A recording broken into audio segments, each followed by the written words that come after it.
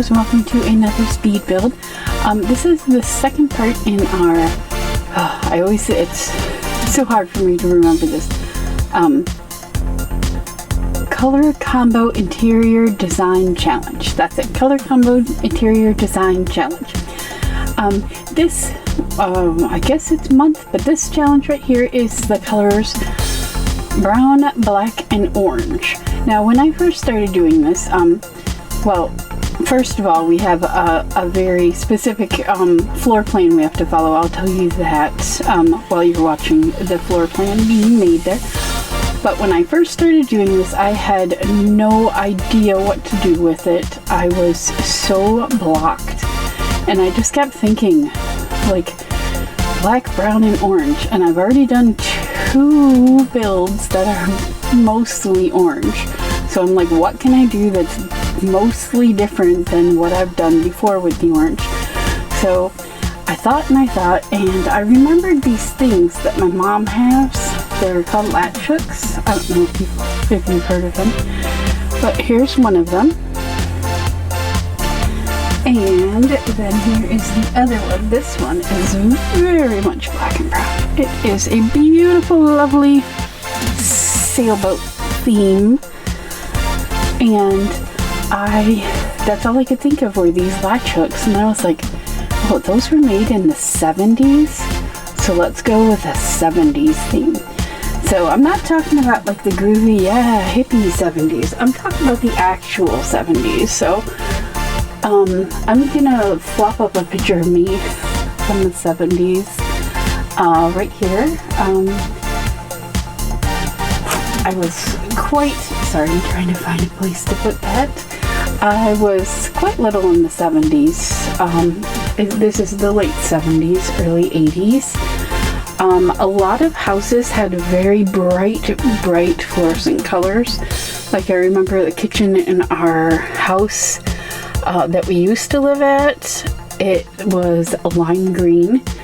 And our bedroom, me and my sister shared a room, and our bedroom was like this bright yellow, like almost like an orangey yellow, and there were flowers everywhere, and my brother's room was this bright blue. So it's always like the 70s I remember are like the bright fluorescent colors, not so much like the big giant flowers that you see on like the groovy, 70s things. This is like actual, like everyday person 70s, it's like it's when you were trying to raise your family on a buck, but you wanted your house to look pretty and you had all these wonderful colors.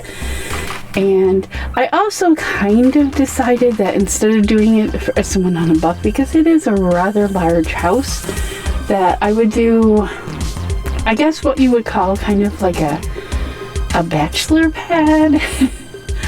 So one of the things in the floor plan was that it had to have an open entryway up to the second floor.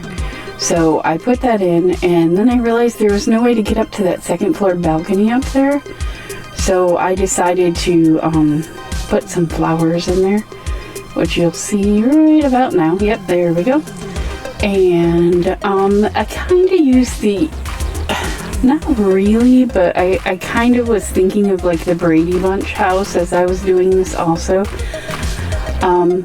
So that's like the cypress trees outside the windows. And those are windows, by the way. There's like, it looks almost like the house is inset, but they're actually just big glass windows. And I decided to go with the half brick, half siding. No, it's not even siding, it's paneling. Because I wanted everything to be paneling in the house. Because that was another big thing of the 70s, was paneling everywhere. Like every room was paneled. The floor was paneled. The ceiling was paneled. I'm pointing the wrong direction. But you get my point. So I did do the landscaping in kind of super speed mode, just because I know a lot of people like to watch the landscaping, but it gets a little tedious when you're just putting the same thing over and over. I know, because I just finished doing the landscaping. Whoa. It wood shooting everywhere. Anyway, I just finished the landscaping for this stave church I'm doing for a medieval save file. And I put so much grass down, it's just like my finger hurts from like click, click, click. And another thing you might notice in here, this is the first time you're probably going to notice, is I used the tool mod while I was making this. The only thing I used it for was sizing things up, because I still don't quite know how to do it. So as you can see, there's 3 different sizes of that little, I want to say it's called TT tree, but I could be wrong. But it was the only tree that was like this bright orange, and you know, it kind of fit. So yeah, so now we're into the bachelor pad living room. This is like what I had in mind when I thought of this room. It's all based on that painting of the wine glass, because we get to add one extra color in addition to black, brown, and orange, and my extra color was purple, just because I thought, you know, that painting looks awesome and I really liked the way it looked. So I added that to the bachelor pad living room. I think I even tried to make it like a conversation pit, but then I took that out because it was just, I am no good at platforms. Like, I just cannot figure them out. So I go through a lot of different curtains, a lot of different styles. I left a bunch of those in here when usually I cut them out, just so you can see how many different times I changed this room. I had a lot of trouble trying to figure out exactly what I wanted to do with it. And that thing on the wall, it makes a really cool statement piece, but it's really just like a cut up cutting board. It's one of the debug items. I was like, oh, okay. And so here I actually made a really cool table, just using regular like move objects on. This house is full of move objects on. I also have Better Build Buy. That's what it's called, Better Build Buy. You can download it with or without tool. And I found it pretty handy. Like when you're looking for something, it tells you like exactly what it is, so you don't have to size it up. But here we are moving on to the kitchen. Now I wanted the kitchen to be bright. I did change it out and then like put the orange counters back, just because I wanted the kitchen to just be like pow, like in your face orange, because that's what the 70s were like. Even the wall, I think that's is that Koa? No, I don't remember. It's an island living paneling. And oh yes, and the kitchen floors were always linoleum, and they had these weird rugs types. I mean, I just went all out with this 70s kitchen. It really does look like my childhood kitchen. Our counters weren't like that, but our walls were like a fluorescent green. And they always had like these dividers between rooms, and I never quite understood them, but they're, you know, like you could see into the other room, but you couldn't like pass through it. So I added one of those from the dining room to the kitchen. And I made this really cool plant wall, because another thing that's really popular with the 70s that like kind of carried over to today is plants. Like, we loved our plants. Well, I should say they, because I was like 3, okay? But yeah, they just adored plants. So I went and I was putting plants everywhere I could find. I carried over the same wallpaper from the kitchen to the dining room, just because it was easier, I guess. And I put in the retro lamps from the bowling night pack, and this big bulky lamp, the square lamp I just put in the kitchen, that is so 70s right there.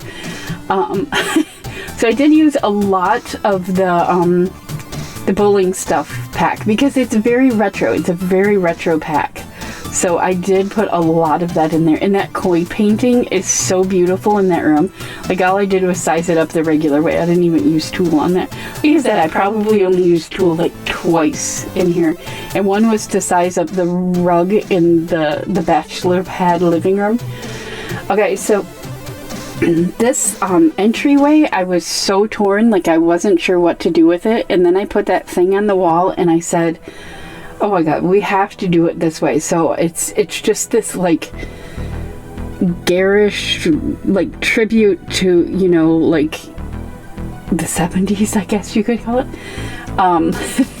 So then I was like, well, what am I going to do on the other wall? And I really wanted to put that tiger painting up that you saw for like a split second. I wanted to do that, but I couldn't get it in there.